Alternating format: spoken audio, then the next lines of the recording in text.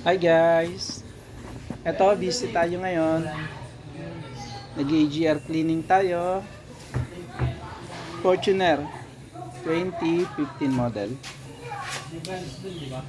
Eto, sabay-sabay na rin, pati sa brake service.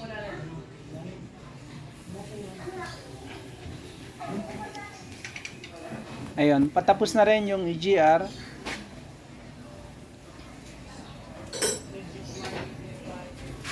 Ito, nakapagpalit na tayo ng mga maintenance parts, air cleaner, ATF. Ito, fully synthetic yung ginamit natin sa Fortuner. All Toyota parts, genuine. Busy tayo guys. Ito, dahil, o nga pala, sinabay na rin natin dito habang nagsaservice yung interior detailing. May ganito ka pandala no? Ito yung medyo mahirap dito dahil yon tanggal lahat, tanggal carpet. Tapos yun, detail by detail na nililinis. Ayun, makikita nyo. Inuna na natin yung carpet dito dahil yun, kailangang matuyo. Habang naglilinis sa loob, nakabilad na kagad yung carpet. Ayun, hinugasan natin to ng tubig para malinis. Tiyak na malinis at tanggal yung amoy.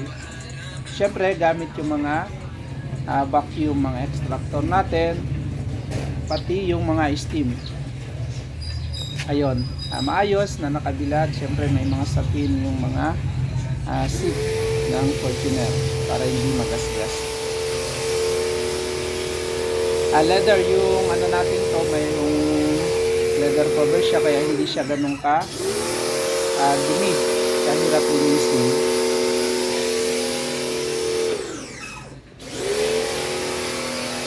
Ayun. Medyo ano to, medyo detail by detail na paglilinis. Ayun, sana matapos to para sabay dun sa service, may deliver na rin yung Fortuner pagkatapos. Ayun lang guys, sa update lang.